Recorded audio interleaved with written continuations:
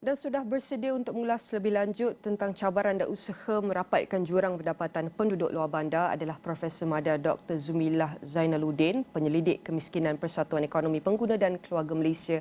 Saya nak ucapkan terima kasih Doktor kerana sudi meluangkan masa bersama kami. Pertama sekali Doktor, reaksi kepada usaha yang dilakukan kerajaan ketika ini untuk tingkatkan lagi pendapatan rakyat sekaligus sasaran utama untuk menoktahkan miskin Tegar tahun ini. Adakah mampu tercapai? Okey, terima kasih Nina.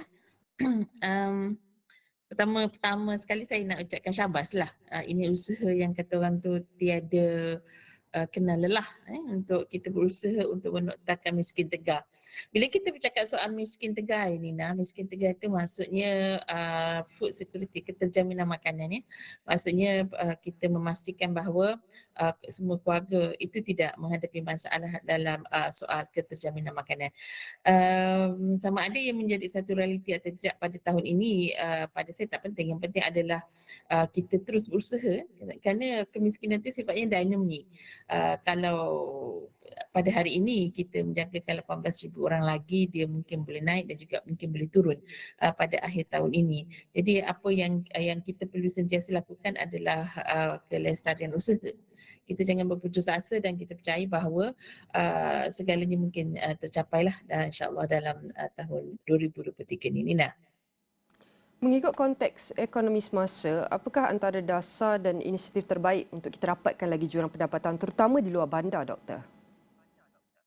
Bercakap soal kemiskinan luar bandar, PMKS merupakan salah satu cara yang terbaiklah untuk menyelesaikan ataupun merapatkan jurang.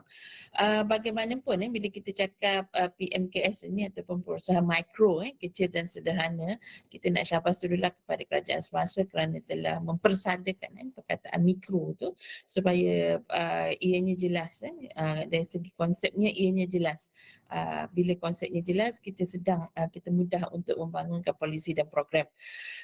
Bagaimanapun suatu perkara yang kita perlu ambil perhatian bila bercakap soal pembangunan PMKS adalah faktor-faktor yang membolehkan PMKS itu terus maju dan membangun. Yang itu kita perlu memberi perhatianlah apabila ianya boleh menjadi salah satu faktor dalam pembangkitan kemiskinan.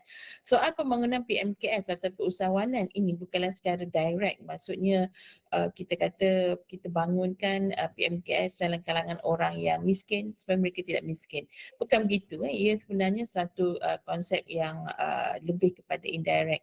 Apabila walaupun kita memiliki katakan 10 orang usahawan dalam satu-satu kawasan luar bandar, kita sebenarnya boleh membangunkan kampung tu, membangunkan semua orang yang miskin menjadi tidak miskin dalam penyediaan peluang pekerjaan, dalam penyediaan pembangunan sektor pertanian apabila ia menjadi input kepada pembangunan PMKS. Jadi model penggunaan PMKS dalam merapatkan jurang pendapatan terutamanya dalam kawasan luar bandar adalah amat baik.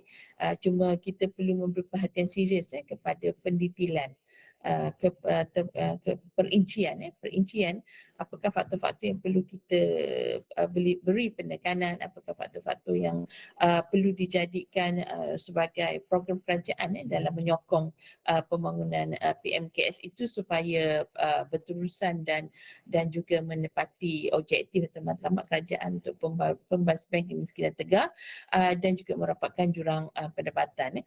Salah satu perkara yang penting contohnya adalah memberi fokus kepada belia kerana belia luar bandar terutamanya mereka yang keciciran disebabkan pandemik.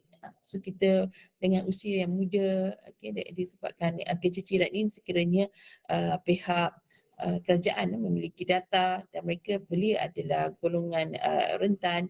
So kita boleh memberi fokus kepada pembangunan belia ini untuk terutamanya untuk pembinaan ilmu kepada aktiviti-aktiviti perniagaan BMKS yang boleh dilaksanakan oleh golongan belia ini.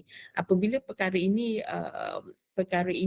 membangun, kita juga boleh melihat sebab setiap target itu dia memiliki sektor. Dia tak ada kata sektor yang diorang boleh dengan lebih baik. Contoh sektor pembangunan PMKS melalui platform digital. So belia amat bagus dalam sektor ini contohnya. Juga belia yang berminat dengan PMKS pertanian, penternakan, pengeluaran makanan, ekoturism. So ini adalah perkara-perkara yang perlu diperhatikan yang berbeza. Setiap sektor memiliki penekanan, memiliki kelebihan dan kekurangan yang berbeza-beza. Nina. Doktor, bagaimana untuk kita lihat iaitu antara satu model yang pernah popular suatu ketika dulu. Apa pandangan doktor terhadap model satu desa, satu produk? Satu desa satu produk agak kurang berkesan pada Malaysia lah.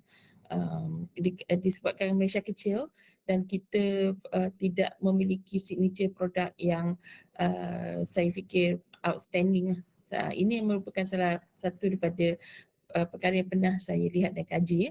Saya pernah cuba melakukan mapping terhadap satu produk satu kampung atau satu produk satu daerah dan sebagainya. Ada yang boleh, ada yang tak boleh. Secara keseluruhannya saya boleh katakan tak boleh lah.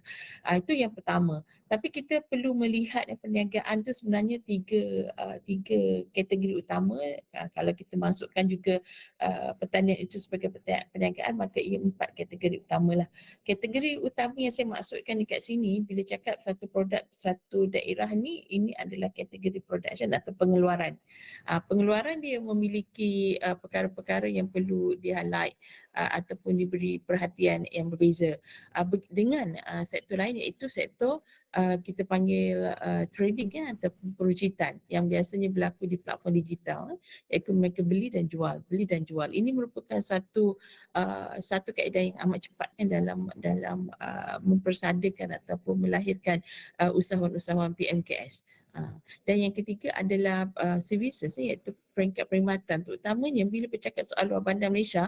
Sebenarnya luar bandar Malaysia ini cantik dan dia banyak kelebihan. So kita sepatutnya mempersadakan ekoturism. Ekoturism ini di kategori dia perkhidmatan. Ini kategori lain. Bila bercakap soal satu produk satu kampung, kita perlu luaskan perkara ini. Tapi saya nampak bahawa ada daerah boleh, ada daerah tak boleh untuk melahirkan satu kita panggil signature produk pada daerah itu. Tapi untuk tujuan mencari kekuatan dan kelebihan, setiap kampung perlu daerah atau kampung itu perlu membina profil kampung masing-masing. Contohnya usahawan-usahawan sedia ada berberdaya maju, persekitaran ekoturism yang boleh dibangunkan, juga jumlah belia, jumlah wanita, jumlah kumpulan retan yang perlu diberi perhatian. Supaya dengan itu kita dapat kenal pasti jenis perniagaan PMKS yang kita boleh bagi perhatian. Kita tak boleh katakan satu kampung tu kita bagi je, okey dia mesti mengeluarkan produk berasaskan makanan telur bisa katakan, sedangkan dia tiada input kita panggil input huluan dia tu, huluan. So kita nak buat termasin, kita mesti ada peternak itik contoh. Jadi perkara-perkara ini perlu diprofilkan terlebih dahululah untuk kita berjaya membina PMKS yang benar-benar berdaya maju dan jangka panjang. Tapi kalau nak cakap soal jangka pendek tadi, kita perlu start dengan peruncitan, trading. Maksudnya kita kalau daerah-daerah yang masih belum ada, kita bangunkan peniaga PMKS yang fokus kepada peruncitan. Jual tudung misal kata, ataupun jual bandel misal kata, ini peruncitan. Dan platform yang amat baik adalah platform digital. Cuma bila bercakap soal digital, kita bercakap soal prasarana, terutamanya kawasan luar bandar. Tapi saya percaya kawasan luar bandar kita telah pun berdaya maju, memiliki prasarana yang kadang-kadang lebih baik pun dalam soal digitalisasi apabila mereka memiliki kaedah yang capaian internet yang lebih baik. Jadi ini pun merupakan satu kita panggil profil desa. Kita perlu bina profil apakah desa ini okey dari segi infrastruktur sokongan digitalnya mantap contoh. Apakah ada lagi kawasan yang memerlukan infrastruktur bangunan digital yang perlu dibangunkan, dan selepas itu barulah ke arah KAP iaitu knowledge-nya. Apakah terutama di golongan belia mereka telah lengkap dengan golongan untuk menggunakan platform-platform digital. Kemudian baru golongan-golongan rentan mereka. So kita saya percaya kalau profil ini dibangun secara berstruktur, kita akan dapat satu kaedah yang mantap lah untuk membangunkan PMKS dan menggunakan PMKS untuk merapatkan jurang pendapatan di luar bandar. Nina. Usaha sudah ada, ia cuma perlu diperkukuhkan lagi doktor dan pihak berkepentingan dan bertanggungjawab harus kukuhkan lagi kerjasama. Dan bercakap mengenai miskin teka bukan hanya soal pendapatan, sebaliknya banyak faktor termasuk social mobility, jurang digital dan sebagainya. Jadi bagaimana kita dapat tingkatkan usaha dan kerjasama kerajaan, agensi bersama pihak swasta dalam menangani cabaran ini? Berbagikan 2 minit. Silakan doktor. Kita perlu bergabunglah dengan semangat itulah untuk membenteras kemiskinan. Ia soal semangat untuk kita sama-sama sebab semua pihak ada fungsi. Semua pihak ada fungsi dan kita percaya bahawa kalau kita mahu menjadikan ini satu realiti kepada Malaysia, kawasan luar bandar bebas daripada kemiskinan Tegar 2023, kita perlu bersama-sama bergabung dan melihat apa yang boleh disumbangkan secara lebih teratur dan sebagainya. Kepada pihak kerajaan perlulah memberi sokongan kepada pihak swasta yang memberikan ataupun yang terlibat secara direct ataupun secara langsung atau tidak langsung dalam pembangunan ekonomi luar bandar supaya kita dapat bekerjasama secara lebih mantap. Dan itu adalah perkongsian tentang pembangunan sosioekonomi dalam konteks merapatkan lagi jurang pendapatan terutama dalam luar bandar. Sekali lagi saya nak ucapkan terima kasih kepada Profesor Madya Dr. Zumilah Zainaluddin merupakan pelidik kemiskinan Persatuan Ekonomi Pengguna dan Keluarga Malaysia dan semua perkongsian ini akan kami rangkumkan dalam astrawani.com dan semua platform digital Astro Awani.